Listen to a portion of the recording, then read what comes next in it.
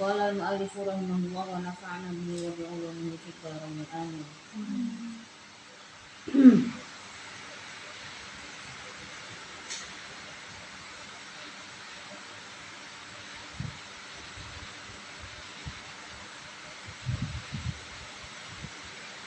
Qala Allah Ta'ala fi kitabihil karim, a'udzu billahi minasyaitonir rajim. Ya ayyuhalladzina amanu taqullaha wa bataghu ilaihil wasilah. Kemarin ada tafsir yang belum selesai, saya ulang dikit nih.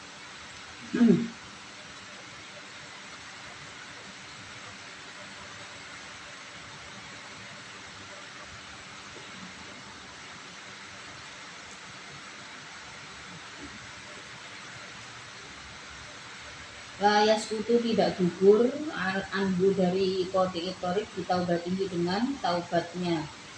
Qati'i thoriq apa illa hududullahi, kecuali had atau batasan Allah, duna hukukil adami, bukan hak-hak Adam. Kada sebagaimana liyufida doharo jelas li bagiku, walam aro dan tidak melihat aku, minat ta'arudi dari lam aro tidak melihat man pada orang, ta'arodo yang menjelaskan siapa man lahu pada Yufid. Wallahu adapun Allah itu a'lamu lebih mengetahui siapa Allah. Fa'idha qatala maka ketika membunuh siapa man, wa aqadal mala dan mengambil harta, yuqtalu maka dibunuh siapa man, wa yuqta'u dan dipotong siapa man, wala yuslabu dan tidak disalib siapa man, wa huwa adapun wala yuslabu itu asahu lebih sahih. Apa qaulai Syafi'i, dua qaulnya Imam Syafi'i.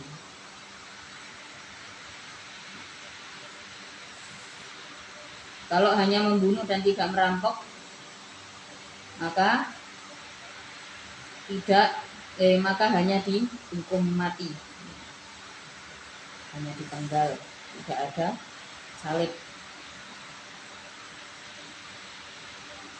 Wala tufidu dan tidak berfaedah apa taubatnya man ba'dal qudrati setelah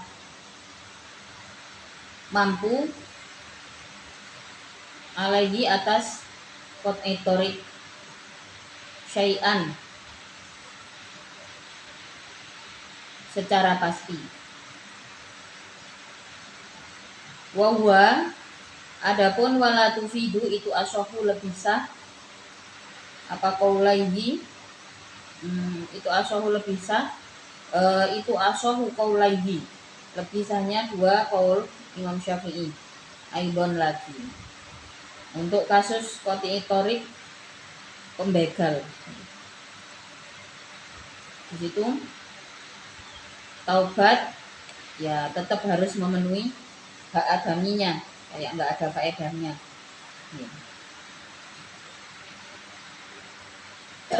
Yang namanya begal di jalan, apa hukuman yang tepat mengganggu orang di jalan? Ya ayyuhalladzina amanu taqullah, ya ayyuhalladzina wahai orang-orang amanu yang beriman, siapa alladzin ittaqu bertakwalah engkau Allah pada Allah. Khofu takutlah engkau, iqabahu pada akibat atau hukuman Allah.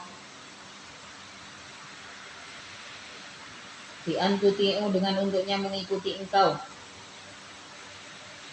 pada Allah. Hendaknya orang yang beriman takut terhadap ketentuan Allah, harus ada kata takut. Bagaimanapun penting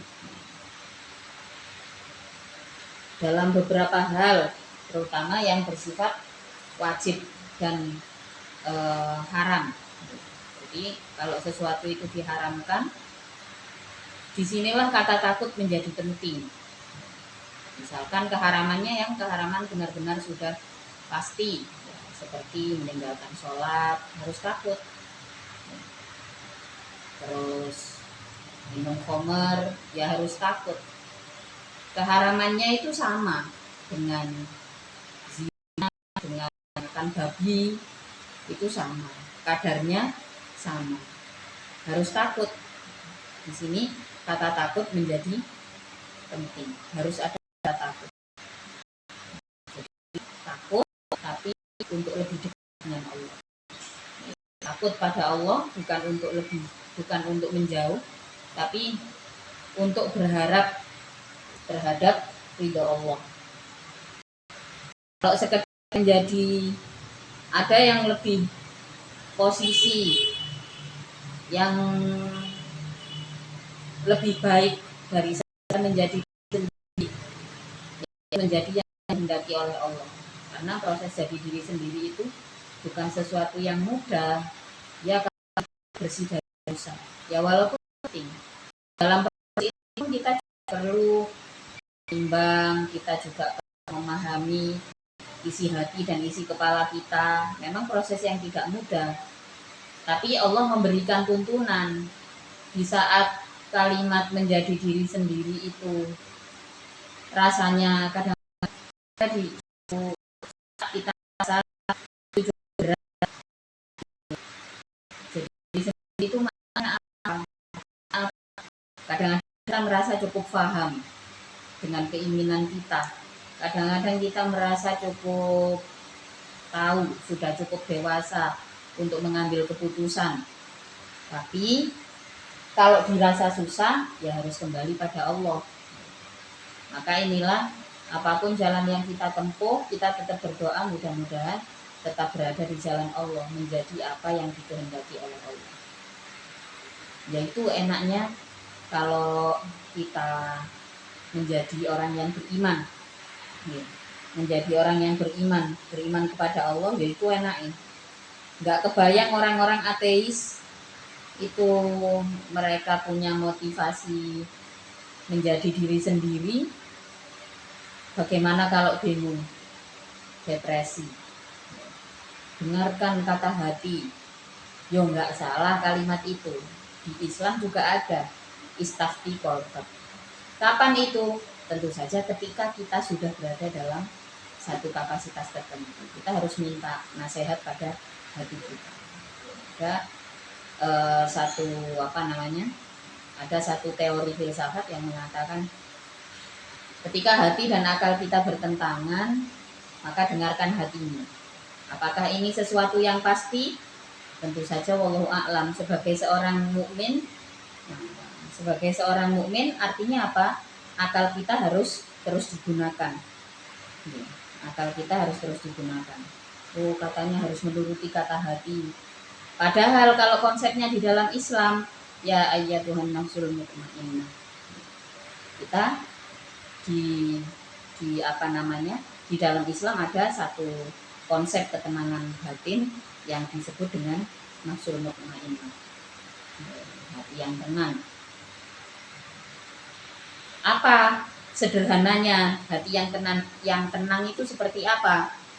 Ala bidzikrillah tatmainnul qulub. Tetap mengingat Allah dalam setiap proses, maka kita akan mendapatkan ketenangan tersebut. Itu adalah konsep ketenangan di dalam Islam. Kembali lagi dengan kata takut. Takut ini terutama adalah dalam hal-hal yang dilarang oleh Allah. Sebisa mungkin kita menjauhi. Kalau toh terlanjur melakukan atau kita terjebak dalam satu situasi, terjebak dalam sebuah keadaan melakukan hal tersebut, Allah tetap membuka pintu taubatnya. Dosa itu yang terpenting adalah kita tidak melakukan kejahatan. Maka kenapa sih kok kita itu sholat 5 waktu itu wajib? Itu untuk waktu kita dengan Sang Pencipta. Biar kita ingat nih, kalau kita cuma manusia, Maka diwajibkanlah sholat 5 waktu. Sholat itu sebuah peristiwa penting, sujud itu sebuah peristiwa penting. Perintah sholat itu satu-satunya tatanan syariat yang tidak cukup disampaikan dengan Al-Quran, tapi proses penyampaian dan pengajaran sholat itu adalah dengan menjemput Rasulullah dalam proses Isra Mi'raj. Ibadah yang lain tidak ada yang sesakral itu di dalam amanahnya terhadap Rasulullah.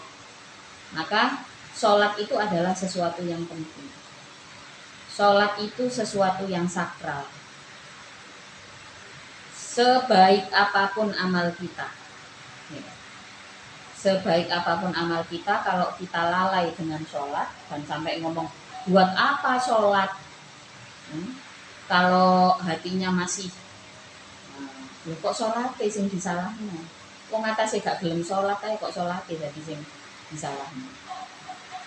Memang kebiasaan manusia kayak gitu. Jadi ini sebentar lagi pemilu, sebentar lagi pemilu, nanti ada banyak hasutan-hasutan.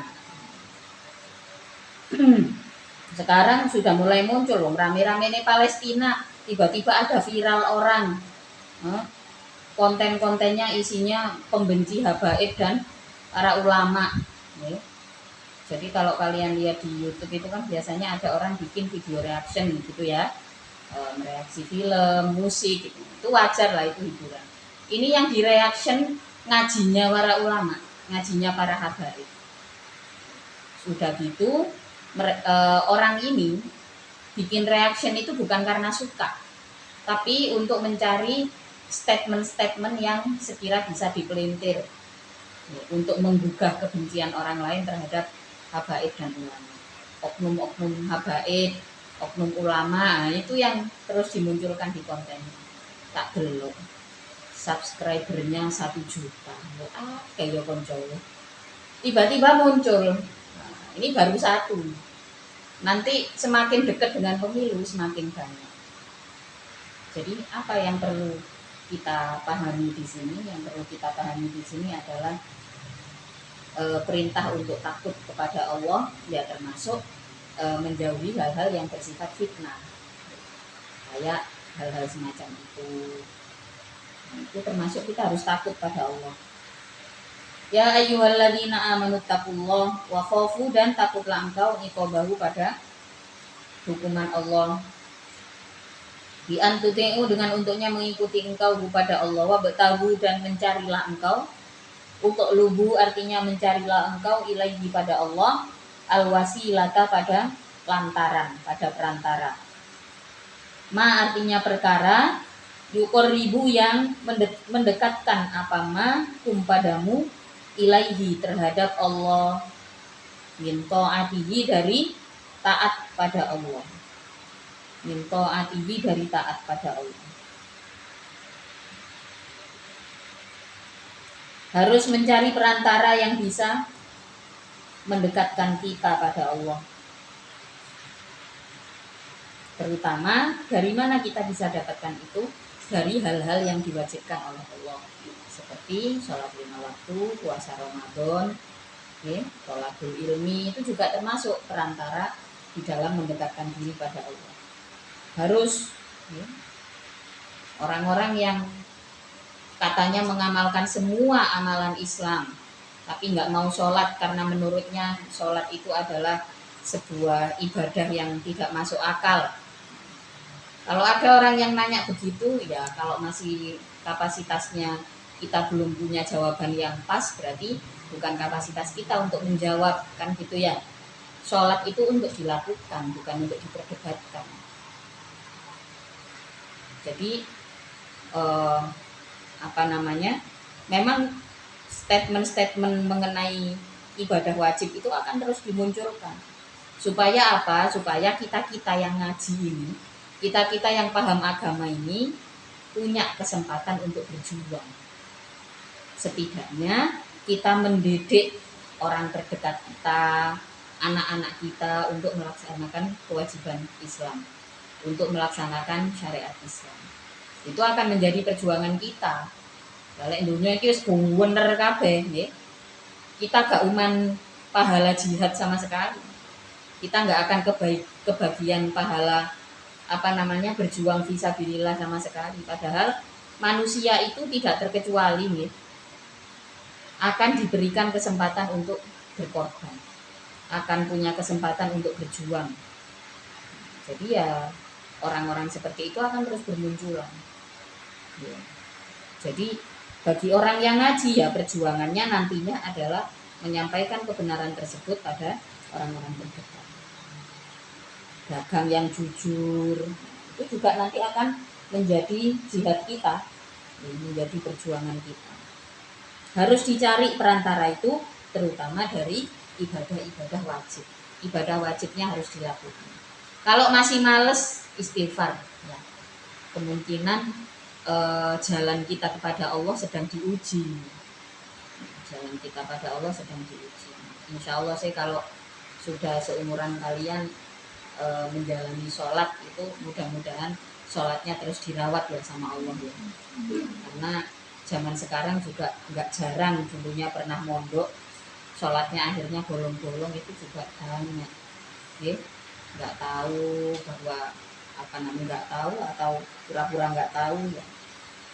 Jadi ya nanti saran saya kalau kalian sudah semakin dewasa dan harus bekerja, kalau nggak harus merantau ke kota besar macam Surabaya atau Jakarta, tinggal di daerahnya saja atau di daerah yang secara akidah tidak terlalu mengubah kalian.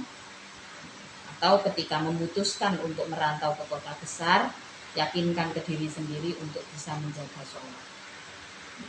Itu penting banget.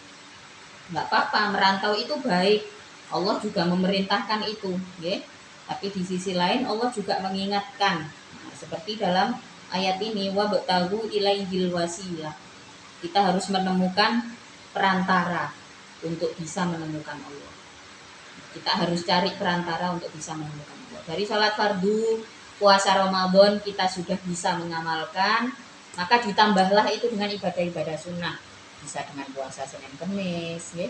Bisa dengan sholat sunnah, bisa dengan deres, bisa dengan bekerja.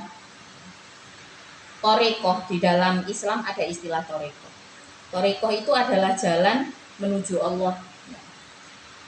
Dan torekoh itu ada banyak, termasuk khidmatul ulama, ya. Yang namanya khidmah harus ada potensi. Ini mungkin sering ya kami sampaikan. Kalau nggak ada potensi terus kok ngaku khidmah, yakinlah itu bukan khidmah, itu numpang urip jenenge. Kalau khidmah harus ada potensi. Kita khidmah sama orang tua, ya. Khidmah li abawain, khidmah terhadap orang tua dengan niat birrul walidain ya, harus ada potensinya. Nggak ada potensi apa-apa, kok gak kerja, lapo? Wis ta Bu, kula niki khidmah teng jenengan. Apa potensinya? Khidmah ke orang tua ya harus ada potensi kita. Pengabdian itu karena ada potensi. Siapa tahu dengan birrul walidain itu kita akan bertemu dengan Allah. Jadi ada khidmah, terus kemudian tholabul ilmi tentu yang tertinggi ya. Tholabul ilmi itu adalah torekoh yang tertinggi. Tholabul halal limaslahatil Islam wal muslimin. Itu juga perantara yang bisa mendekatkan diri kita kepada Allah. Tholabul halal itu belakangnya kemudian ditambah dengan untuk kemaslahatan Islam dan kaum muslimin. Ya terbukti sekarang negara-negara Arab yang besar-besar itu memberikan dukungan terhadap Palestina, kan nggak gratis itu dukungannya, ya kan? Kayak kemarin Turki mengirimkan para medis dan obat-obatan ke Gaza menggunakan pesawat kepresidenan ya. Apa saja yang disumbangkan di situ ada banyak. Hasil dari mana? Hasil dari pekerjaan, hasil dari potensi SDM-nya, dari tholabul halal. Ini loh pentingnya seorang muslim punya pekerjaan, punya penghasilan. Dengan tholabul halal, maka kita akan menjamin kemaslahatan orang-orang Islam dan kaum muslim. penting untuk diyakini, dan itu bisa menjadi perantara.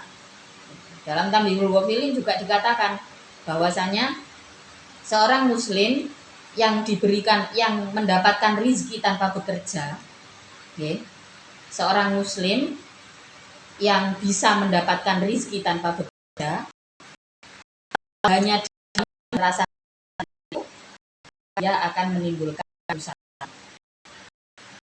Maka kemudian lagi dengan pekerjaan agar pikiranmu tidak sempat berpikir tentang kerusakan. Kerusakan itu yang macam-macam, kebencian, ya, menyebarkan kebencian, menipu. Terus orang beruntung akhirnya tipu sana sini. Ada banyak orang yang seperti ini. Jadi apapun yang kita lakukan saat ini di dunia ini, belajar, bekerja, diharapkan itu bisa menjadi wasilah mendekatkan diri kita pada Allah. Wajahidu, dan berjihadlah engkau fi sabilihi, di jalan Allah, li'a'la idinihi, karena menegakkan agama Allah. La'allakum, barangkali engkau itu tuflihuna, orang-orang yang beruntung engkau. Alhamdulillah negara kita ini masih menjadi negara pendukung daripada orang-orang Palestina. Tapi ya gitu, nggak berani lah. Presidennya nggak berani ambil statement apa-apa. Dukung wis rakyat itu dukung. Padahal statement yang ditunggu oleh rakyat itu cuman kata-kata seperti ini. Kok mestinya dari pemerintah cukup mengatakan bahwa ayo masyarakat Indonesia semuanya dihimbau untuk mendoakan saudara-saudara kita yang di Palestina. Misalkan pemerintah akan membuka jalur komunikasi, menyalurkan donasi dari rakyat Indonesia. Nggak ada statement kayak gitu. Nggak ada statement itu dari presiden. Ya. Kalau ada, pasti masyarakat nggak bingung lagi bagaimana cara menyalurkan bantuan ke Gaza. Semuanya masih bersifat independen, numpang gitu ya. Saat ini negara kita untuk menyalurkan bantuan ke Palestina itu masih dengan kelompok-kelompok ormas-ormas sih, organisasi masyarakat, belum dikoordinir oleh negara seperti yang dilakukan oleh Turki dan Saudi. Mudah-mudahan segera ada jalan lah. Walaupun kita dikit-dikit bisa donasi 20.000, 50.000 kan, nanti kita sudah tenang gitu. Sekarang kita bingung mau ngapain sih, yang penting di donasi. Kalau misalkan pulau pengen jihad, pengen syahid, gimana caranya? Ya saya nggak tahu caranya, saya bukan presiden. Maka banyak pihak yang meyakini kalau misalkan pemerintah ini membukakan jalan untuk masyarakat Indonesia, ayo masyarakat,ku siapapun yang ingin berjihad ke Palestina akan diberikan jalan, nggak wani, karena termasuk penyumbang penyumbang pajak yang cukup besar di negara kita ya, brand-brand yang dari Israel, McDonald, Starbucks, King Burger, pajaknya besar. Meskipun mereka sudah klarifikasi, oh enggak, brand kami tidak terafiliasi dengan yang ada di Israel. Wani ya ganti merek, enggak berani. Ini menjadi sebuah regulasi. Jadi kalau untuk saat ini jihad kita ya cukup dengan memberikan support. Apa yang bisa kita kasih support ya sebatas sewajarnya saja. Kalau Umarok sudah menyerukan masyarakatku boleh berjihad, maka pasti nggak cuma ngomong, pasti juga akan membukakan jalan. Nah, itu baru kita bisa menentukan langkah yang lebih besar. Kalau untuk saat ini ya yang penting kita mendoakan. Sebagai seorang mukmin harus kepikiran untuk wajahidu fisabilillah, berjihad di jalan Allah.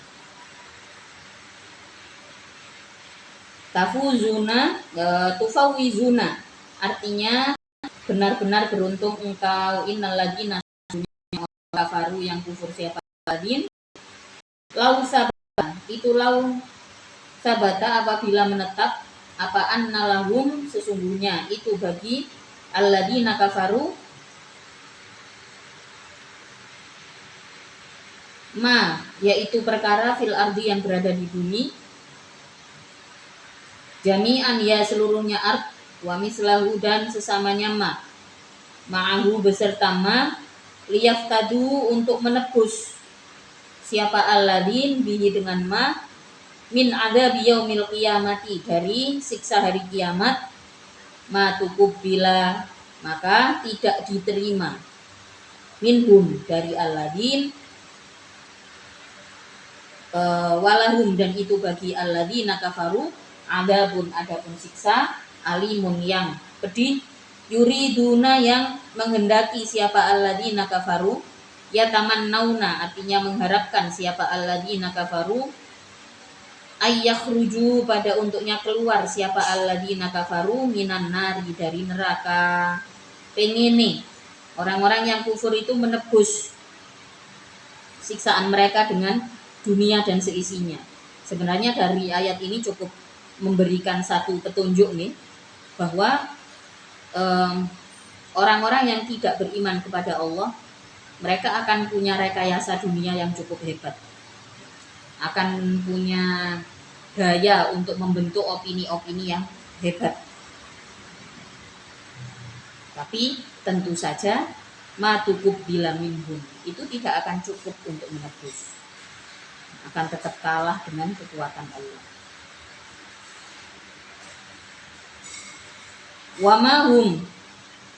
Wama dalam keadaan wamahum dalam keadaan tidak ada adapun alladzina kafaru itu yukhorijuna itu bikhorijina ya, itu bikhorijina orang-orang yang bisa keluar minha dari nar walahum dan itu tetap bagi alladzina kafaru adabun adapun siksa mukimun yang abadi. Daimun artinya selama-lamanya menetap. Wasariku adapun pencuri laki-laki, wasarikotu dan pencuri perempuan, al adapun al fihima di dalam asariku wasarikotu itu mausulatun al mausulah, mubtadaun pun al ibtida, wali syibhihi dan karena untuknya serupa apa al, bisyarti dengan syarat, dakholat masuk apa al, alfa'a pada fa, fi khobarihi di dalam khobarnya mubtada, wahwa adapun khobar itu faqta'u aydiyahum, lafat faqta'u aydiyahum. Wasariku wasarikotu alnya itu adalah al mausul juga al ibtida, karena itu sama-sama serupa seperti syarat, maka kemudian pada kelanjutannya jawabnya menggunakan fa jawab, faqta'u, maka khobarnya menggunakan fa jawab. Itu faqta'u maka memotonglah engkau aidiyahuma pada tangan-tangannya, as-sariqu was-sariqatu. Ayyamina artinya tangan, ayyamina kullin artinya tangan kanannya tiap-tiap, atau langsung ya, ayyamina kullin minhuma artinya tangan kanannya masing-masing as-sariqu was-sariqatu. Minal ku'i dari apa mbak itu? Ini jenenge apa? Ugel-ugel itu apa jenenge? Bahasa Indonesia itu pokoknya dari ugel-ugel kan ya. Ini loh. Apa ini namanya? Ya pergelangan ya. Dari pergelangan tangan. Wabayana dan menjelaskan apa as-sunnatu hadis annalladina sesungguhnya annalladhi sesungguhnya perkara yang dicuri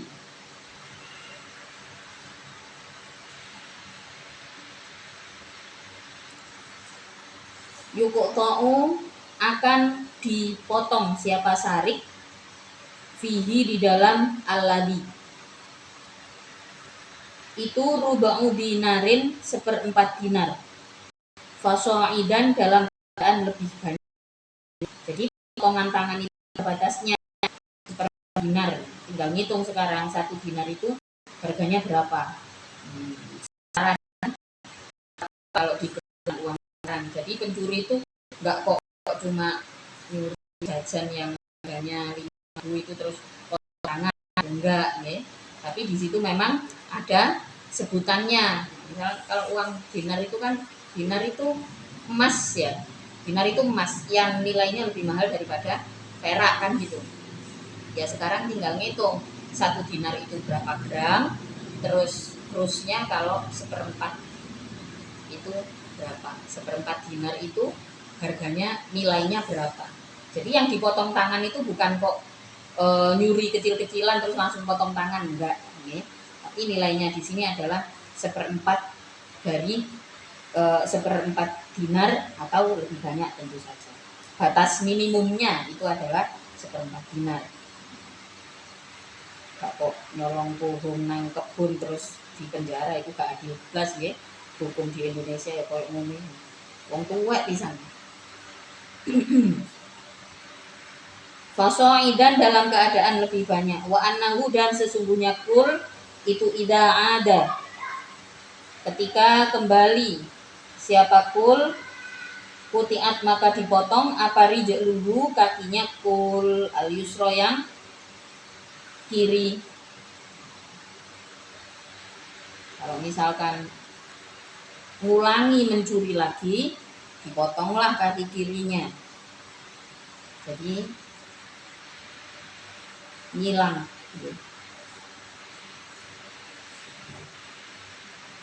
Min mufsilil kodami dari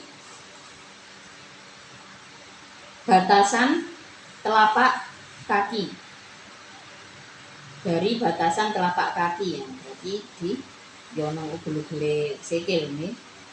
Summal yadu kemudian tangan al yusro yang summal yadu kemudian tangan al yusro yang kiri, summa rijlu kemudian kaki al yumna yang kanan. Wa ba'da dzalika dan setelah summa rijlul yumna tersebut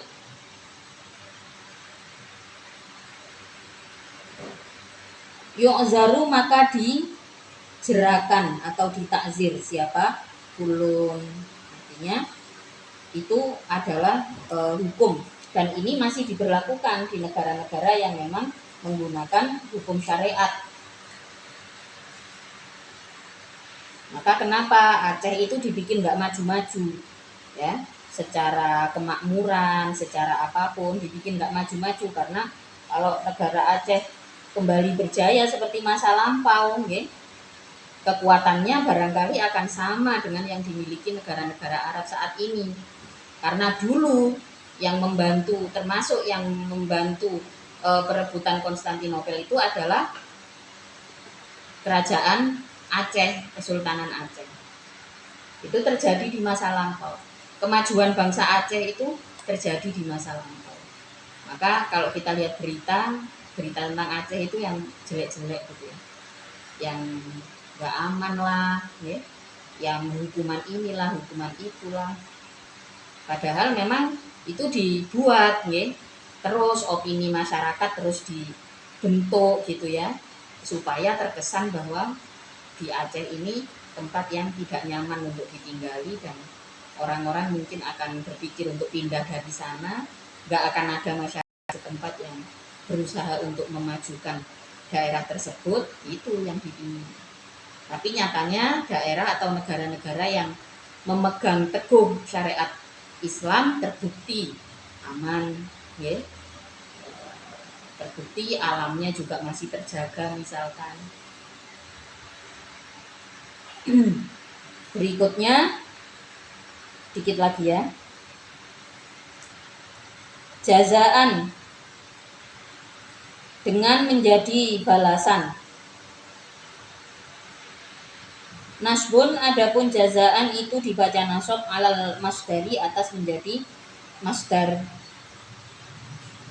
Faqatu aydiyahum jazaan, ya, dengan menjadi apa tadi balasan bima dengan perkara kasaba yang melakukan siapa sa'rik wasariqah nakalan karena menjadi ketentuan. Ukubatan artinya menjadi akibat lahuma bagi as-sariqu was-sariqatu minallahi dari Allah. Wallahu adapun Allah itu azizun, zat yang maha agung,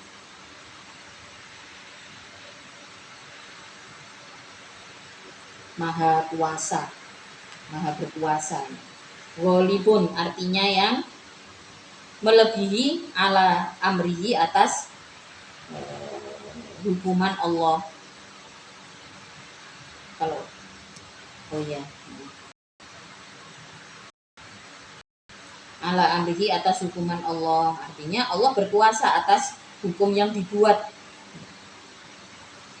Hakimun pun maha hikmah fi khalqihi, maha pemberi hikmah fi khalqihi di dalam makhluknya Allah. Faman maka adapun siapa saja itu taba bertaubat siapa man mimba bizulmihi setelah perbuatan dolimnya man roja'a kembali siapa man anis sarokoti dari jauh dari perbuatan mencuri, artinya dia bertaubat sudah setelah dipotong tangannya misalkan, kemudian bertaubat nih, berhenti karena perbuatan mencuri itu kan termasuk dari gangguan mental, ya, harus dijerakan memang. Mimba nidulmihi wa aslaha dan memperbaiki siapa man amalahu pada perbuatannya man. Fa innallaha maka sesungguhnya Allah itu yatubu menerima taubat siapa Allah alaihi atas man. Innallaha sesungguhnya Allah itu ghafurun maha mengampuni, rahimun pun maha pengasih. Fit takbiri di dalam takbir mengibaratkan bihada dengan ini mantaba min ba'di dzulmi ma adapun perkara taqaddama yang telah lalu apa ma fala yasqutu maka tidak gugur, tidak akan gugur bitaubatihi dengan taubatnya man apa hakul adami, hakul adami man minal qoti nyatanya dari memotong tangan, warad bil mali dan mengembalikan harta. Jadi kalau orang mencuri taubatnya mungkin diterima oleh Allah. Innallaha ghafurur rahim, karena Allah maha pengampun, Allah juga maha pengasih bagi orang-orang yang mau bertaubat, ya. Tapi bagaimana urusannya dengan manusia? Hukumnya harus tetap diberlakukan, ya. Nggak gugur itu hakul adaminya, kecuali dengan diberlakukan hukum pemotongan, ya, atau mengembalikan sejumlah apa yang sudah diambil. Tentu saja ditentukan tadi, ya, pemotongan itu dilakukan ketika minimal yang dicuri itu senilai 1/4 dinar. Naam, ia dikatakan naam bayanat, ia menjelaskan apa as-sunnatu hadis annahu pada sesungguhnya sahibul haq in afa apabila memaafkan siapa sahib anhu dariman qabla rafi sebelum melaporkan perkaranya siapa sahib ilal imami terhadap imam sakoto maka gugur apa al-qatu hukum potong wa alaihi dan itu atas man atas kaul tersebut ngoten mawon Asy-Syafi'i adapun Imam Syafi'i. Menurut Imam Syafi'i kalau misalkan belum melapor yang dicuri ini memaafkan ya berarti sudah enggak ada hukuman. Alam ta'lam annallaha lahu mulkus samawati wal ard wallahu ta'ala a'lamu bissawab. Al-Fatihah.